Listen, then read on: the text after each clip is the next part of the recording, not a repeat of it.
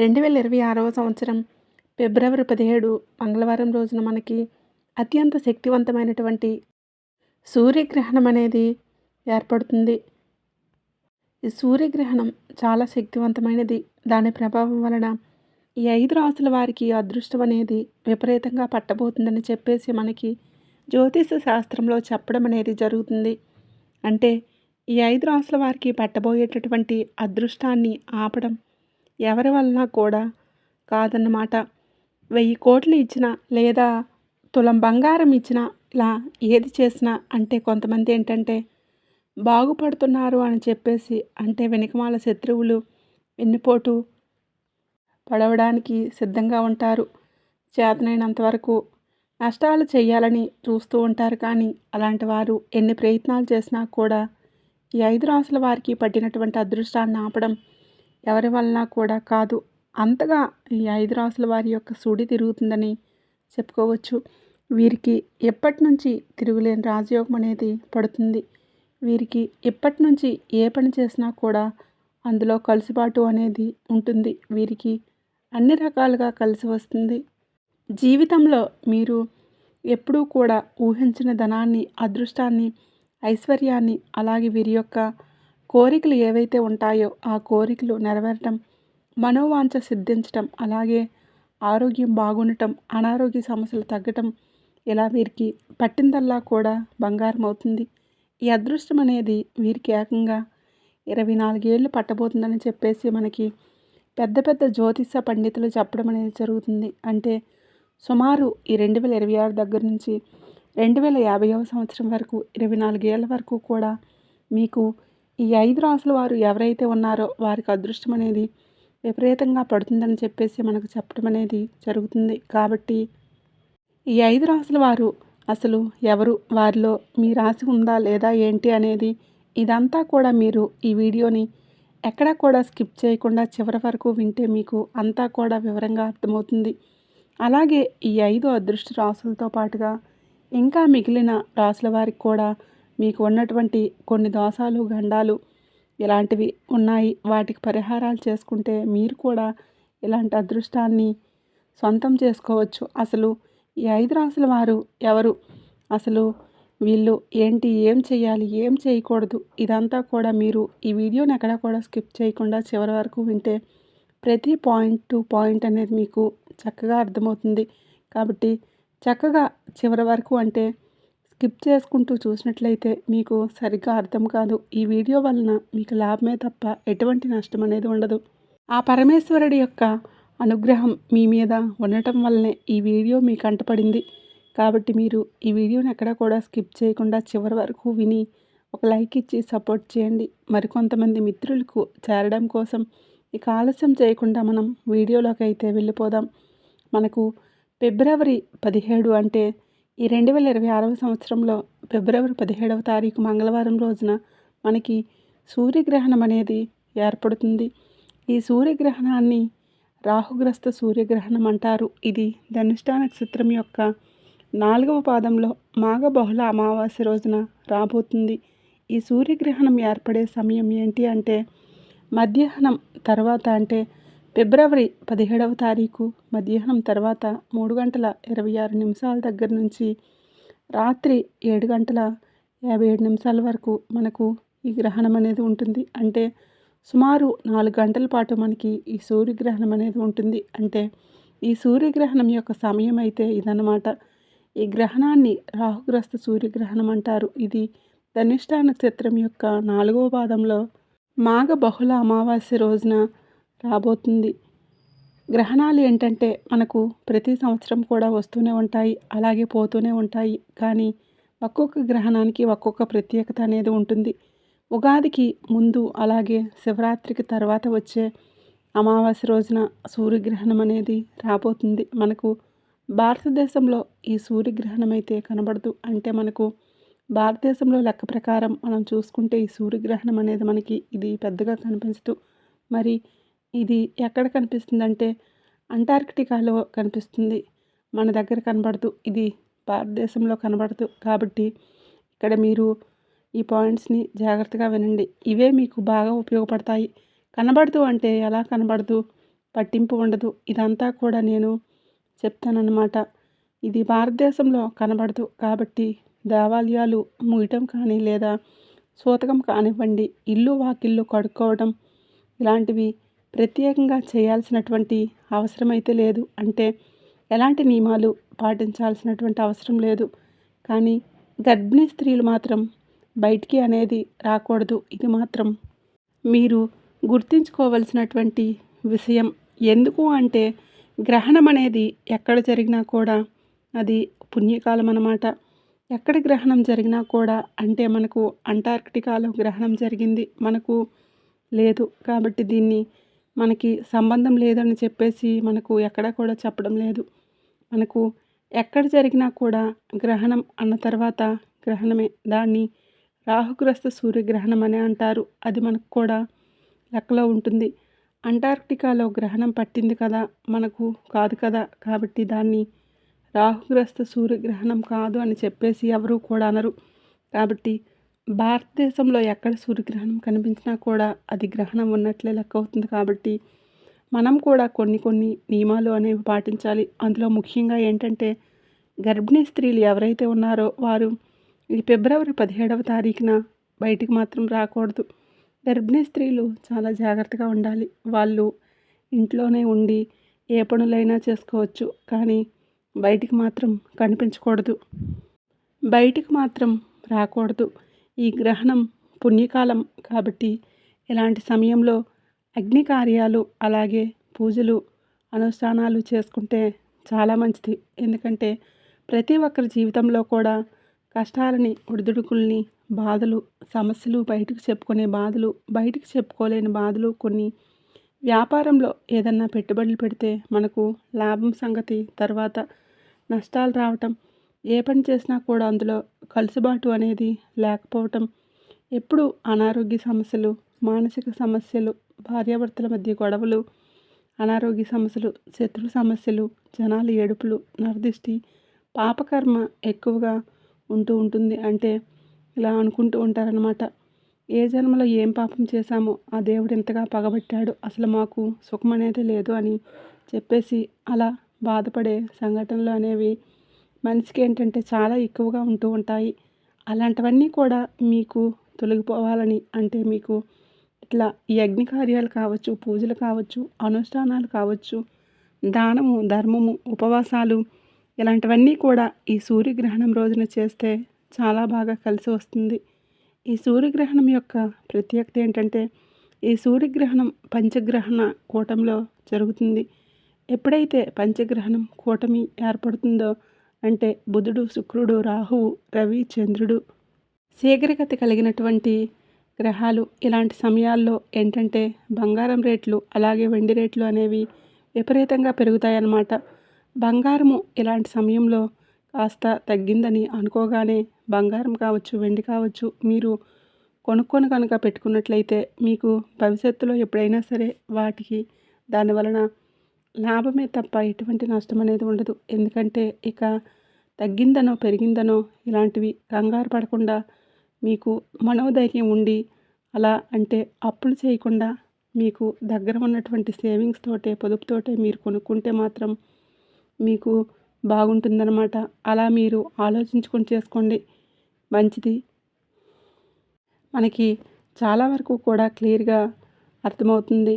ఇక ఈ రాహుగ్రస్త సూర్యగ్రహణం వలన అదృష్టం, ఐశ్వర్య యోగం పట్టబోతున్నటువంటి రాసులు వచ్చేటప్పటికి ఈ 5 రాసులు, ఎందుకంటే ఎప్పటి నుంచి ఈ 5 రాసుల వారికి మీ జీవితంలో మీకు ఇంకా మార్పులు చేర్పులు అనేవి మొదలవుతాయి. ఇక మీ జీవితంలో అంటే మాకు మార్పులు కలగాలి, మాకు మంచి సిద్ధి కలగాలి.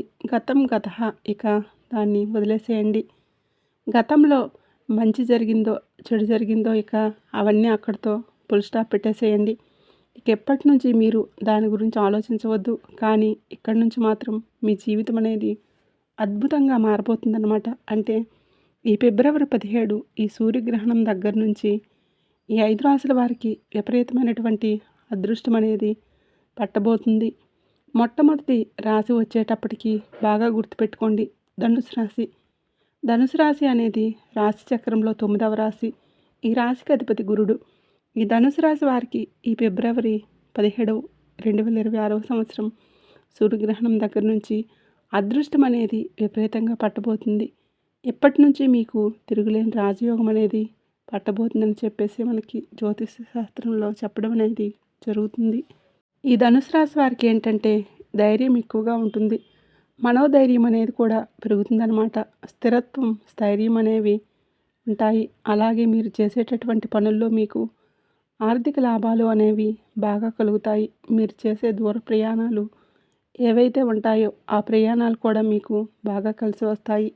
ఇప్పటి నుంచి మీకు ఏంటంటే గ్రహాలు అనేవి అనుకూలంగా ఉంటాయి. అయితే ఈ సూర్యగ్రహణం రోజున మీరేంటంటే కొన్ని రకాలైన యాగాలు, పూజలు ఇలాంటివి కనుక అంటే అమ్మవారికి అభిషేకం చేసుకోవటం. అమ్మవారికి అభిషేకం ఏంటంటే పసుపు, కుంకుమ, నీళ్ళతోటి అభిషేకం చేస్తే మీకు బాగా కలిసి వస్తుంది.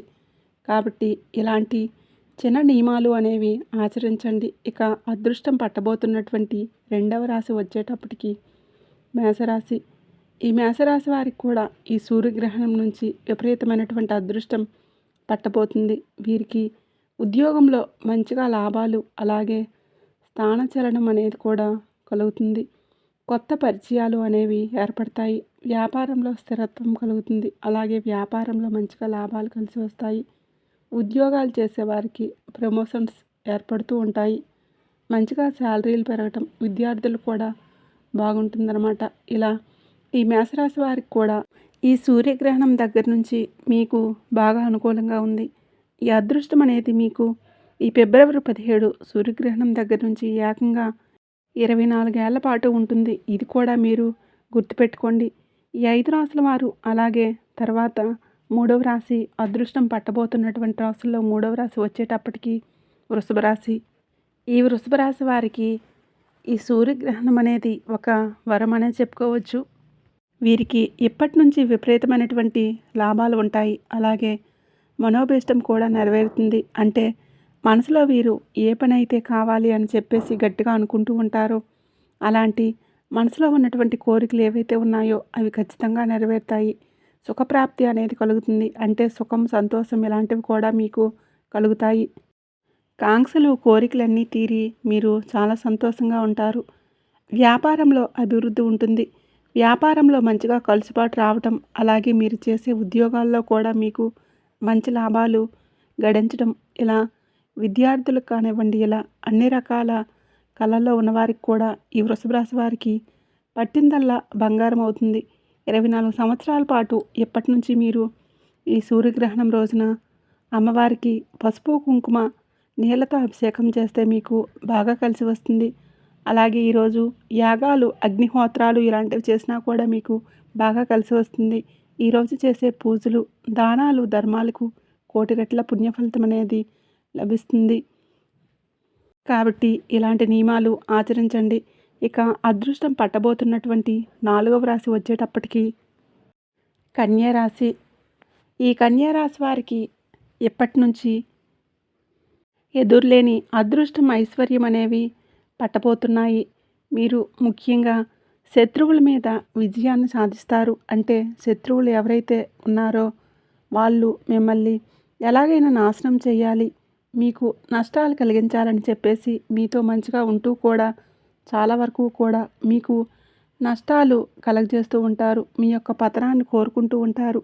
అలాంటి వారు ఎవరైతే ఉన్నారో వాళ్ళందరి యొక్క కోరికలు ఎప్పటికీ నెరవేరవండి. వాళ్ళకి భిన్నంగా మీరు ఎప్పుడూ కూడా సంతోషంగా ఉంటారు. అలాగే శత్రువుల మీద విజయం అనేది మీరు సాధిస్తారు.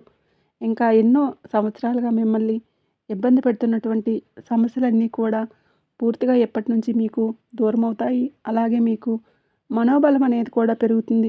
ఆరోగ్యంలో కూడా స్థిరత్వం అనేది ఉంటుంది.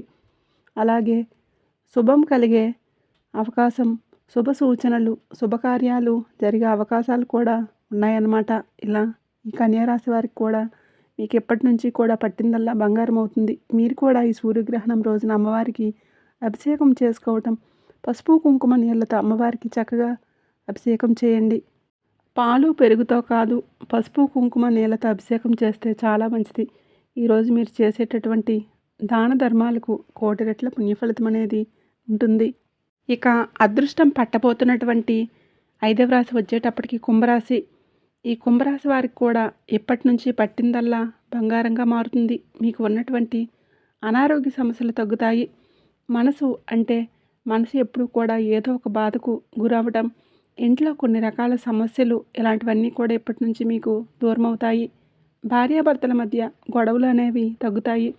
అలాగే ప్రేమికులకు కూడా అనుకూలంగా ఉంటుంది. ఇష్టమైన వారు దగ్గరయ్యే అవకాశం అనేది ఉంటుంది. ఇలా కుంభరాశి వారికి కూడా ఇప్పటి నుంచి ఉద్యోగాల్లో కానివ్వండి, వ్యాపారాల్లో కానివ్వండి, మీరు చేసే పనుల్లో ఏదైనా సరే మీకు బాగా కలిసి వచ్చే అవకాశం అనేది ఉంటుంది. అయితే మీరు కొన్ని జాగ్రత్తలు అనేవి తీసుకోవాలన్నమాట.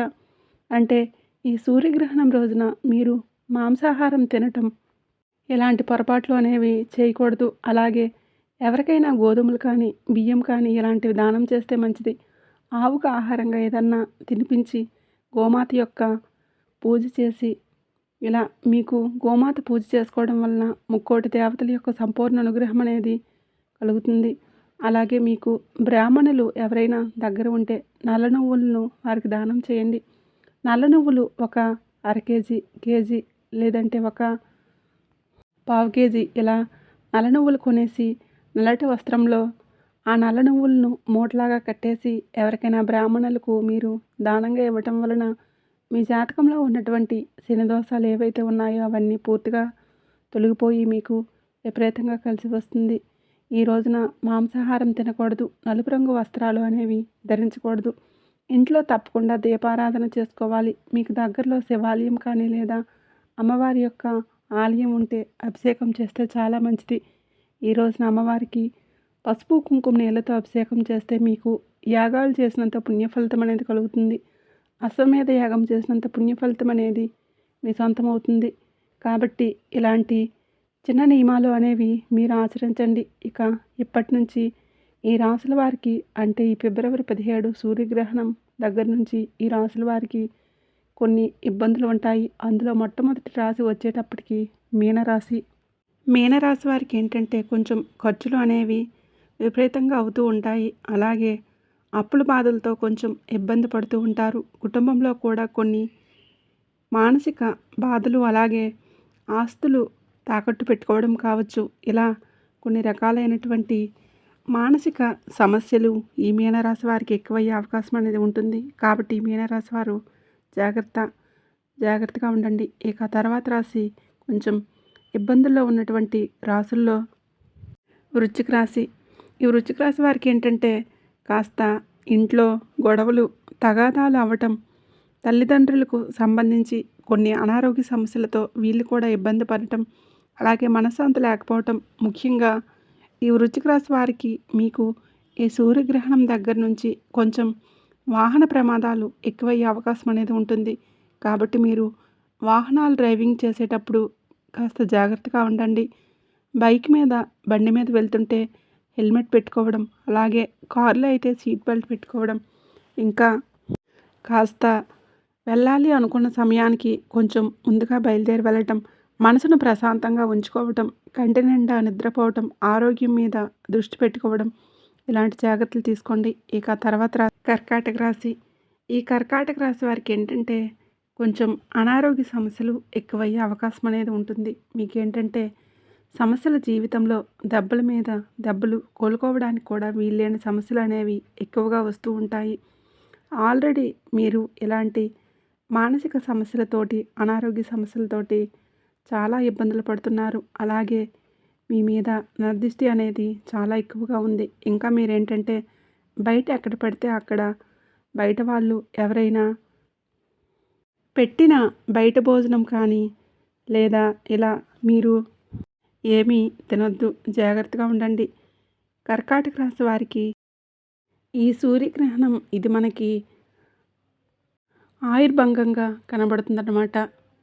ఇది కర్కాటక రాశి వారికి ఆయుర్భంగం అంటే ఎక్కడెక్కడ సమస్యలు మీకు సంబంధం లేకుండా అవి మీ తలకు చుట్టుకునే అవకాశం అనేది ఉంటుంది. కాబట్టి మీ నెత్తిన పడే అవకాశాలు చాలా ఎక్కువగా ఉన్నాయి. కాబట్టి జాగ్రత్తగా ఉండండి. అంటే మధ్యలో మీరు ఎవరికి మధ్యలో మిమ్మల్ని అడగకుండా ఏ సలహాలు ఇవ్వద్దు, ఎవరి మధ్యలోకి వెళ్ళొద్దు, ఎవరికి సంతకాలు పెట్టొద్దు, ఎవరికి నమ్మకం మేమున్నాం మధ్యలో అని చెప్పేసి ఇలాంటివేవి మీరు పెట్టుకోవద్దు.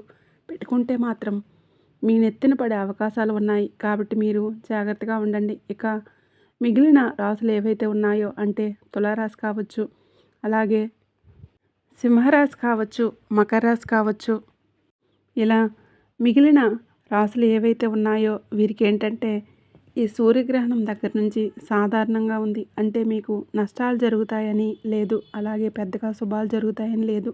అంటే మీకు బాగుంటుంది. అంటే బాధలైతే మాత్రం ఉండవు. మీకేంటంటే మనస్తత్వం కావచ్చు, మీకు గ్రహాలు కావచ్చు, ఇవన్నీ కూడా మీకు సమానంగా ఉంటాయి. కాబట్టి మీకు బాగానే ఉంటుంది. మీకు ఈ మిగిలిన రాసుల వారికి ఎవరికైతే ఇబ్బంది ఉందో ఈ సూర్యగ్రహణం ప్రభావం సుమారు 45 రోజుల వరకు ఉంటుంది. అంటే చైత్ర పౌర్ణమి వరకు ఉంటుందన్నమాట.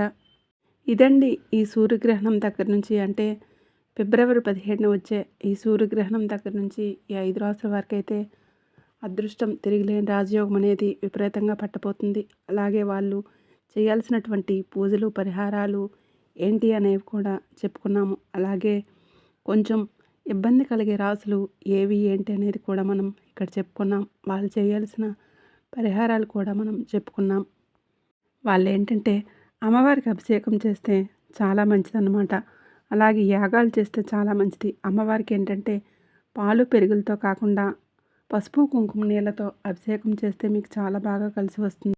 అలాగే అన్ని రకాల పూజలు కావచ్చు, అనుష్ఠానాలు ఇలాంటివి చేసుకుంటే మీకు గత జన్మ యొక్క పాపాలు, శని దోషాలు, ఏళ్ళనాటి శని దోషాలు, అర్ధాష్టమ శని, నాగ సర్పదోషాలు ఇలాంటివన్నీ కూడా మీకు పూర్తిగా తొలగిపోతాయి. కాబట్టి ఈ 5 రాసుల వారికి అయితే అదృష్టం అనేది విపరీతంగా పట్టబోతుంది. అలాగే ఇబ్బంది ఉన్న వాళ్ళు కూడా వాళ్ళు తీసుకోవలసినటువంటి జాగ్రత్తలు ఏంటి, మిగిలిన రాసులు అవన్నీ కూడా మనం ఈ వీడియోలో చెప్పాం. కాబట్టి మీకు అర్థం కాకపోతే వీడియో ఇంకొకసారి వినండి. నిజంగా ఆ పరమేశ్వరుడి యొక్క అనుగ్రహం ఉండడానికి ఈ వీడియో మీకు అంటపడింది. కాబట్టి ఈ వీడియోలో మీకు కావలసినటువంటి సమాచారం అంతా కూడా చక్కగా ఉంది. కాబట్టి మీరు అర్థం కాకపోతే మళ్ళీ ఇంకొకసారి జాగ్రత్తగా విని ఏం చేయాలి, ఏం చేయకూడదు ఇలాంటివన్నీ కూడా మీరు తెలుసుకోండి. ఎందుకంటే ఏకంగా 24 సంవత్సరాల పాటు మీకు పట్టేటటువంటి అదృష్టాన్ని తులం బంగారం ఇచ్చినా కూడా 1000 కోట్ల డబ్బులు ఇచ్చినా కూడా ఎవరు కూడా ఆపలేరనమాట. ఇది మీరు రాసి పెట్టుకోండి. ఏముందిలే అని చెప్పేసి మీరు పట్టించుకోకపోతే మాత్రం ఇబ్బంది పడాల్సిన పరిస్థితి అనేది వస్తుంది. కాబట్టి జాగ్రత్త అనేది తప్పనిసరి. మిగిలిన వారందరూ కూడా అందుకే ఈ వీడియో మీకు ముందుగానే చేసి చెప్పడం అనేది జరుగుతుంది. కాబట్టి ఫిబ్రవరి 17న వచ్చేటటువంటి సూర్యగ్రహణం అనేది ఇది చాలా శక్తివంతమైనది. కాబట్టి ఎవరూ కూడా మిస్ చేసుకోవద్దు. అర్థమైంది కదండి ఏంటి ఏ రాశులకు అదృష్టం పట్టబోతుంది, ఇలాంటివన్నీ మరింత సమాచారం అంతా కూడా ఏం చేయాలి, ఏం చేయకూడదు ఇలాంటివన్నీ కూడా ఈ వీడియో అనేది మీకు ఎంతో ఉపయోగకరమైనటువంటి ఈ వీడియోకి ప్లీజ్ లైక్ చేసి మన ఛానల్ని సబ్స్క్రైబ్ చేసుకోండి. ఈ వీడియోకి లైక్ చేయడం వల్ల ఇంకొంతమందికి రీచ్ అయ్యి వాళ్ళు కూడా తెలుసుకోవడం కోసం వీడియోకి ఒక చిన్న లైక్ ఇచ్చి సపోర్ట్ చేయండి. మీరు లైక్ చేయడం వల్ల మరికొంతమందికి చేరి వారు కూడా ఉపయోగించుకునే అవకాశం ఉంటుంది. లైక్ చేసినప్పుడు కామెంట్స్ దగ్గర హైప్ వస్తుంది. అక్కడ మీ యొక్క పాయింట్స్ అనేవి యాడ్ చేయవచ్చు. అలాగే మీకు తెలిసినటువంటి బంధుమిత్రులు కానీ ఫ్రెండ్స్ కానీ ఎవరైనా ఉంటే వారికి కూడా షేర్ చేస్తే హెల్ప్ అవుతుంది. మొట్టమొదటిసారిగా మన ఛానల్ చూస్తుంటే సబ్స్క్రైబ్ చేసుకొని పక్కనే ఉండేటటువంటి బెల్ ఐకాన్ని క్లిక్ చేయడం మాత్రం అసలు మర్చిపోవద్దు.